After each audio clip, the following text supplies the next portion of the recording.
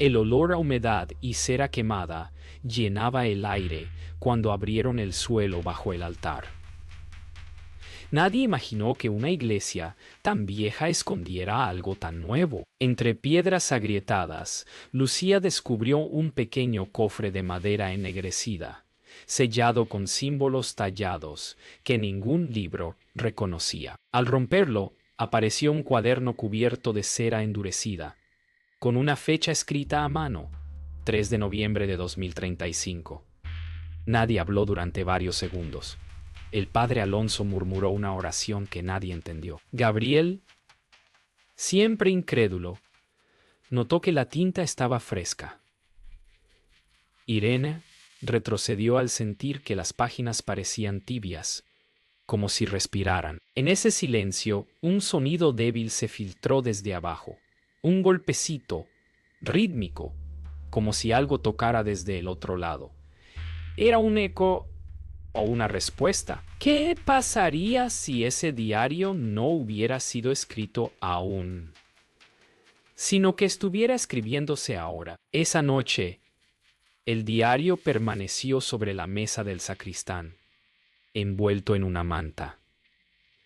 Nadie se atrevió a abrirlo de nuevo. El padre Alonso insistió en dejarlo bajo custodia, pero Lucía sentía una atracción extraña, casi maternal, hacia aquel objeto. En sus sueños, escuchó un murmullo repetido, una voz de niño pronunciando palabras que no comprendía. Irene despertó con la sensación de que alguien caminaba sobre las losas de piedra. Afuera, el viento parecía arrastrar susurros por las campanas. Cuando la primera vela se apagó sola, supieron que algo o alguien ya había salido del diario. Al amanecer, Gabriel intentó fotografiar el diario antes de entregarlo al obispado. Pero la cámara no registró la imagen. En cada intento, la foto mostraba solo la mesa vacía. Cuando finalmente logró un disparo nítido, el reflejo en el vidrio mostró un rostro que no pertenecía a ninguno de ellos. Un niño, de pie detrás de Lucía, mirándola fijamente. Al revisar las páginas, notaron una nueva línea escrita durante la noche. Hoy alguien me vio. El padre Alonso ordenó cerrar de nuevo la cripta. Nadie protestó. Pero al sellar el hueco, una corriente helada atravesó el templo, apagando las velas de golpe. Lucía sintió que algo se movía bajo sus pies, como si las piedras respiraran. Irene, al mirar el suelo, vio la sombra del niño reflejada entre los resquicios de la losa recién puesta. Nadie más la vio, pero todos sintieron que la iglesia acababa de despertar. Esa noche, mientras la lluvia golpeaba el techo, el diario comenzó a abrirse solo. Lucía lo encontró sobre la mesa, sus páginas moviéndose lentamente, como si el viento soplara desde dentro. Cada hoja mostraba un día futuro con nombres que aún no existían. Pero al final, una página se detuvo y la tinta empezó a extenderse ante sus ojos, formando letras nuevas. Decía, Acto 2, Escena 1, comienza mañana. Al amanecer, el diario estaba distinto. Las páginas parecían recién escritas, aunque nadie lo había tocado. Lucía sintió un escalofrío al notar que la tinta aún brillaba húmeda. Las fechas ahora mostraban días que aún no habían llegado. En la esquina inferior, una nota. Hoy Gabriel dejará de creer. Gabriel, confundido, trató de bromear, pero su risa murió al ver su propio nombre escrito con una caligrafía que no reconocía. Irene insistió en quemarlo, pero el padre Alonso lo prohibió. Dijo que un texto santo o maldito debía leerse hasta el final. Afuera, las campanas comenzaron a sonar solas, como si el pueblo entero estuviera asistiendo a un funeral que aún no había ocurrido. Esa tarde decidieron registrar cada palabra del diario antes de moverlo al archivo parroquial. Sin embargo, cuando Gabriel revisó sus notas, Algo imposible había sucedido. Sus apuntes no coincidían con las páginas. La redacción del diario había cambiado, modificando incluso los nombres de los protagonistas. En una de las hojas, Lucía ya no existía. En su lugar, aparecía escrito: La mujer sin tiempo. Irene lloró al leer una frase que parecía dirigida a ella. No abras la puerta del norte. Pero la iglesia solo tenía una puerta, y no estaba al norte. Al anochecer, el padre Alonso llevó el diario al confesionario. Juró escuchar voces saliendo de sus páginas. Decían su nombre en tono infantil, repitiéndolo hasta quebrar su cal. Lucía, desde la nave central, vio cómo la luz de su lámpara temblaba con cada palabra. Cuando se acercó, encontró al sacerdote de rodillas, los ojos vidriosos, murmurando: No soy digno de nacer otra vez. El diario, abierto frente a él, mostraba un dibujo reciente, la iglesia vista desde arriba, pero sin techo, como si alguien los observara desde el cielo oscuro. Esa noche, el sonido regresó. El golpeteo bajo el altar, lento, insistente, casi como una respiración que marcaba el paso del tiempo. Irene no soportó más y corrió hacia la cripta, convencida de que algo intentaba salir. Lucía la siguió, pero lo que encontraron no fue una sombra, sino una ausencia. La losa que habían sellado estaba abierta. En el hueco, el diario flotaba en el aire, suspendido, con las páginas agitadas por un viento inexistente. Cada hoja giraba sola, mostrando frases que se escribían al instante. En una de ellas se leía claramente: Ya estoy naciendo. Cuando el diario cayó al suelo, todas las velas se apagaron. En la oscuridad, Lucía sintió una pequeña mano rozar la suya. Fría, delgada, imposible. Nadie habló durante minutos, hasta que el padre Alonso encendió una lámpara. El diario estaba abierto en la última página, donde solo una frase podía leerse con tinta aún húmeda. Él me vio. Gabriel, temblando, levantó la mirada y señaló hacia el rincón del templo. Allí, entre los bancos, se veía la silueta de un niño quieto, mirando hacia ellos, con los ojos cerrados. A la mañana siguiente, el sonido provenía de las paredes. No era eco ni viento. Eran voces suaves, repitiendo palabras del diario. Lucía las reconoció. Eran sus propias frases, las que había leído en voz alta la noche anterior. Gabriel, con la mirada perdida, grababa el murmullo con su teléfono. Pero el aparato solo captaba estática. Irene se cubría los oídos mientras el padre Alonso, desesperado, salpicaba agua bendita sobre las piedras. El líquido caía y se evaporaba al instante. Entonces, una de las paredes comenzó a resquebrajarse sola, como si algo empujara desde dentro. De la grieta salió un susurro nítido, infantil, que dijo: «¿No me borres?». Las grietas siguieron creciendo durante el día. Desde fuera, el pueblo juraba oír llantos dentro del templo. Gabriel intentó taparlas con yeso, pero cada vez que una se cerraba, otra se abría en otro sitio, como si la iglesia respirara. Irene dijo que las voces pedían ayuda, no venganza. Lucía ya no sabía si proteger el edificio o huir de él. Cuando anocheció, la luz de las velas proyectó en las paredes la sombra de un niño que no estaba allí. Y la sombra sonreía, sonreía. Esa noche las campanas repicaron sin que nadie las tocara. Lucía y Gabriel subieron al campanario, convencidos de que alguien se había colado. Pero lo que encontraron fue aún peor.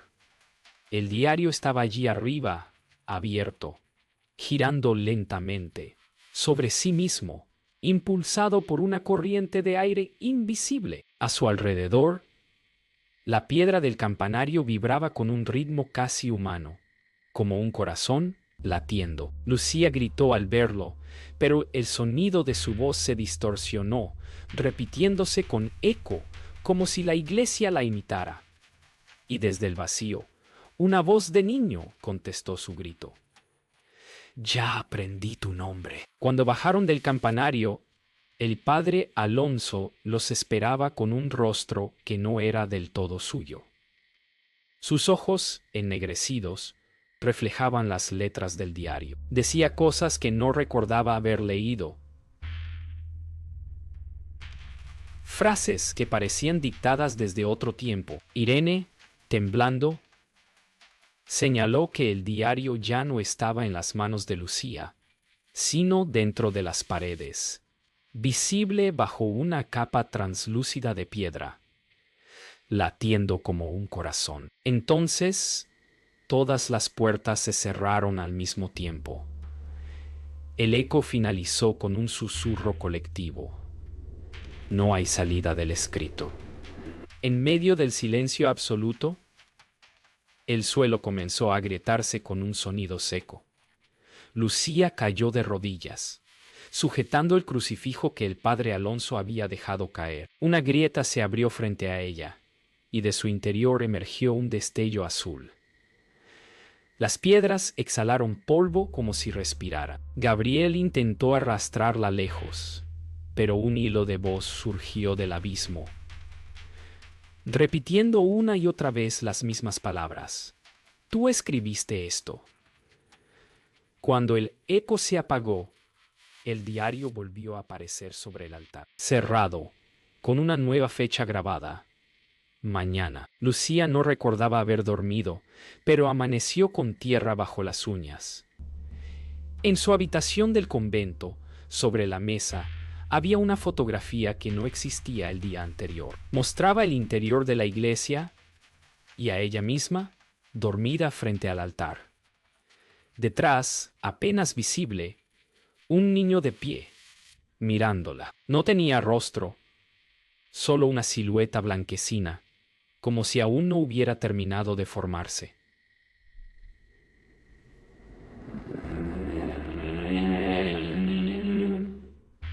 Irene aseguró que también lo había visto en su sueño, caminando sobre las paredes. Gabriel intentó destruir la foto, pero al romperla, todos escucharon un llanto. No era de papel. Venía desde la cripta. Esa mañana decidieron no volver al templo, pero el diario los esperaba en la puerta del convento, cubierto de rocío, como si hubiera sido dejado allí por alguien. Padre Alonso insistió en rezar un exorcismo improvisado. Al pronunciar la primera palabra, una sombra cruzó la pared detrás de él, proyectando la figura del niño. Irene comenzó a llorar sin entender por qué, repitiendo entre sollozos: «Dice que ya sabe quién soy». Gabriel observó que, en la tapa del diario, ahora había una huella pequeña, como la de una mano infantil, pero grabada desde adentro. Esa noche, la tormenta golpeó con furia. La electricidad falló. Lucía encendió una lámpara y vio su reflejo en el espejo. Detrás de ella, un niño con los ojos completamente negros. Se giró de golpe, pero no había nadie. El espejo, sin embargo, seguía mostrando su silueta. Irene gritó desde el pasillo. Las paredes se cubrían de letras negras, idénticas a las del diario. Gabriel trató de escribir lo que veía, convencido de que si registraban los sucesos, podrían romper el ciclo.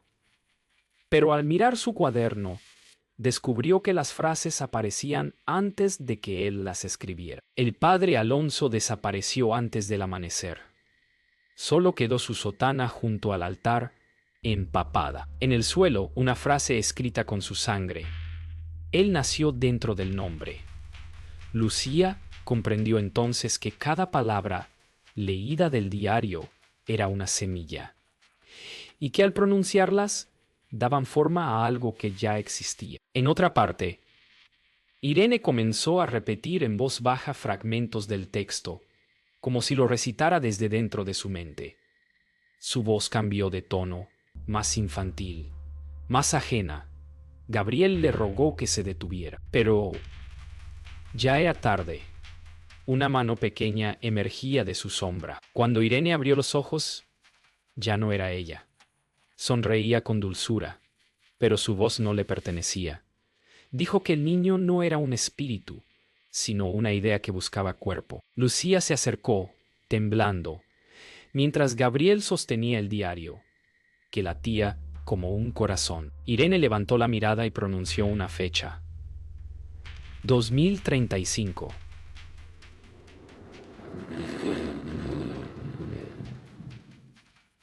Luego, con calma imposible, señaló a Lucía y susurró: «Eres tú». En ese instante, el diario se abrió solo, y una página vacía comenzó a llenarse con la escena exacta que estaban viviendo. El silencio se había convertido en parte de la iglesia. Nadie hablaba. Nadie dormía. El diario estaba sobre el altar, abierto en una página que todos temían leer. Lucía no resistió más y lo hizo en voz alta. Las letras se movían lentamente, como gusanos bajo la piel del papel. «Hoy uno de nosotros dejará de existir». Gabriel la detuvo, pero las palabras ya habían sido pronunciadas. En ese instante, las campanas repicaron con un sonido seco, sin viento, sin manos. Irene comenzó a sangrar por la nariz. Padre Alonso aún no había vuelto, pero su voz se escuchó desde debajo del suelo, rezando una oración que nadie había oído jamás. La escritura del diario cambió esa misma noche. Ya no describía hechos sino pensamientos, palabras íntimas, susurros de cada uno. Lucía leyó frases que correspondían a sus propios miedos. «Sueña con el hijo que nunca tuvo». Irene tembló. «Quiere volver a donde nació, pero aún no ha nacido». Gabriel arrancó la página, pero debajo había otra idéntica, como si el texto se regenerara. En la última línea podía leerse su propio nombre seguido de una fecha. 8 de noviembre. Hoy, a medianoche, Gabriel se encerró en la torre para comparar las fechas del diario con los registros parroquiales. Encontró algo que lo heló. Un bautizo inscrito con su propio nombre, fechado 16 años en el futuro. Al levantar la vista, lo vio parado frente a él, el niño, observándolo en silencio, sosteniendo una vela encendida. La llama no titilaba. Gabriel retrocedió. Tropezó con el borde del campanario y cayó. Abajo, Lucía escuchó el golpe, pero al mirar el reloj, las manecillas giraban al revés. Y el diario, en el altar, escribía solo: «Él nunca existió». Lucía e Irene bajaron corriendo. No encontraron el cuerpo. Solo el cuaderno de notas de Gabriel, abierto en la página final. Su letra terminaba a mitad de una frase. «Si esto llega al futuro». La vela se apagó sola. En el suelo, entre las grietas, se veía la sombra del niño moviéndose, como si caminara por debajo del piso. Irene cayó de rodillas, repitiendo el nombre de Gabriel, pero al pronunciarlo, su voz se deformaba. El eco lo transformaba en algo más agudo, más pequeño, como si el niño respondiera, usando su voz. La madrugada llegó sin amanecer. Todo estaba cubierto de neblina dentro del templo, como si el aire se hubiera hecho sólido. Lucía abrió el diario una última vez. En la primera página, escrita con nueva tinta, leyó: «Yo escribiré tu nacimiento». En ese momento lo entendió. El diario no era un objeto, sino un ciclo, una memoria que se escribía desde adelante hacia atrás. Irene se acercó despacio, tomó la mano de Lucía y sonrió. Su voz era doble como dos ecos superpuestos, uno humano, otro: «No, tú aún no has nacido». pero ya estás aquí. Las campanas repicaban sin pausa, aunque nadie podía detenerlas. Afuera, el amanecer parecía suspendido, sin avanzar. Lucía observó que el diario mostraba la fecha actual, 8 de noviembre de 2025. Pero las frases se escribían solas, en presente. Ella está leyendo esto. Cada palabra aparecía al mismo tiempo que la pronunciaba. Irene sonrió, repitiendo cada línea como un eco humano del texto. De pronto, la tinta comenzó a extenderse sobre la mesa, formando un mapa del templo, con puntos rojos que se movían, uno por cada persona viva dentro. Lucía vio su marca desaparecer lentamente. Las puertas se sellaron solas. El aire se volvió denso, pesado, como si cada respiración costara minutos. En las paredes, las grietas formaban letras que nadie recordaba haber visto. Lucía las tocó con la punta de los dedos. Estaban calientes, palpitantes. Irene, de pie frente al altar, empezó a hablar con voz infantil, aunque sus labios no se movían. La voz venía desde dentro de la piedra. Decía: «Ya no hay antes ni después». En ese instante los relojes de toda la iglesia se detuvieron a la vez, y las campanas comenzaron a sonar hacia atrás. Lucía sintió que el suelo se movía. No temblaba, respiraba. De las juntas entre las piedras brotaba una niebla que contenía figuras, como recuerdos materializados. Vio al padre Alonso rezando, a Gabriel cayendo desde la torre, a sí misma entrando por primera vez al templo. Todo ocurría a la vez. La iglesia ya no era un lugar, sino una memoria que se estaba reproduciendo en bucle. Irene extendió la mano hacia una de las visiones, y su brazo se disolvió en el aire, convirtiéndose en escritura, en trazos de tinta flotando. Lucía gritó, pero el sonido no tenía eco. La niebla cubrió todo. Lucía apenas distinguía los bancos o el altar. Caminaba siguiendo el sonido del diario, que ahora latía como un corazón enorme. La voz del niño susurró: «El libro no se escribe, se recuerda». Frente a ella, vio una figura sentada sobre el altar. Era una mujer idéntica a sí misma, más joven, con las manos manchadas de cera. La copia levantó la vista y le sonrió con tristeza. Dijo: «Tú me escribiste». Entonces desapareció, dejando solo el diario abierto sobre su regazo vacío. Lucía cayó de rodillas, agotada. El diario se cerró con un golpe seco. La fecha cambió sola, 3 de noviembre de 2035. La misma del inicio. Entendió que nada de lo ocurrido era pasado ni futuro, sino un círculo que la iglesia custodiaba. La voz del niño resonó una última vez. Suave, agradecida, gracias por nacerme. Luego, todo se detuvo. La niebla se disipó. La luz volvió. Lucía estaba sola frente al altar, pero el diario no estaba. En su lugar, un nuevo objeto descansaba.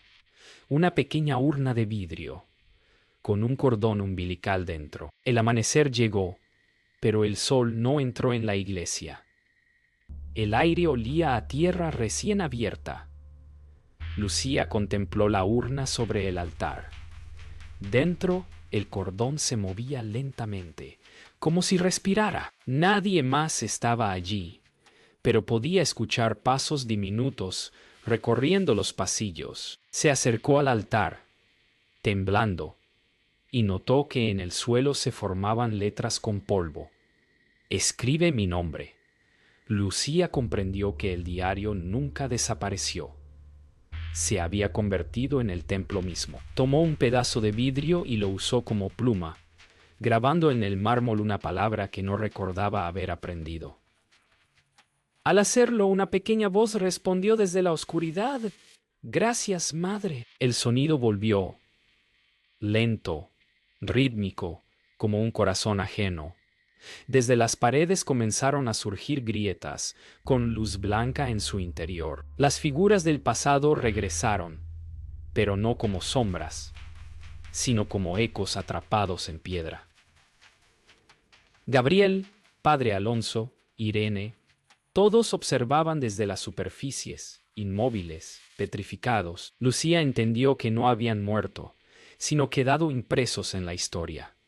La iglesia entera vibraba, escribiéndose a sí misma. En el altar, la urna se rompió con un sonido húmedo y algo salió arrastrándose, dejando un rastro de luz líquida. De la urna emergió una forma humana, pequeña, pálida, aún sin rostro. Se movía con dificultad, como aprendiendo a existir. Lucía retrocedió, pero no sintió miedo. Solo una tristeza antigua. La figura se acercó a ella, levantando una mano diminuta hacia su rostro. Cuando la tocó, Lucía vio destellos de todos los momentos vividos dentro del templo. El hallazgo, las muertes, las visiones, la escritura. Todo estaba conectado. Entonces, la criatura abrió los ojos. Eran negros, infinitos. Pero dentro se reflejaba la imagen de Lucía, arrodillada, escribiendo un diario. La criatura habló. Su voz era la mezcla de todas las que alguna vez resonaron en la iglesia. La del niño, la de Irene, la del sacerdote. Dijo: «No puedo seguir sin ti». Lucía lo comprendió al instante. Se acercó y lo abrazó. Su cuerpo comenzó a disolverse, convirtiéndose en letras luminosas que flotaban hacia el techo. La criatura, al absorberlas, tomó forma completa. Era Lucía misma, más joven, más pura, sin heridas. Ella, o lo que quedaba de ella, miró hacia el altar. Tomó el diario que reaparecía en sus manos y comenzó a escribir con calma. Acto 7, escena 5. El silencio regresó. En el altar, una joven, idéntica a Lucía, escribía lentamente sobre el diario. Su pluma no dejaba tinta, sino fuego. En la última página, las palabras se formaron solas. Aquí termina lo que aún no ha empezado. La cámara se aleja, mostrando la iglesia vacía, cubierta de polvo y luz dorada. Afuera, el cielo vuelve a moverse. Las campanas suenan una última vez. En el suelo, bajo el altar, una nueva caja de madera se cierra sola. Grabado en la tapa, un título: El diario encontrado bajo la iglesia, escrito por alguien que aún no había nacido.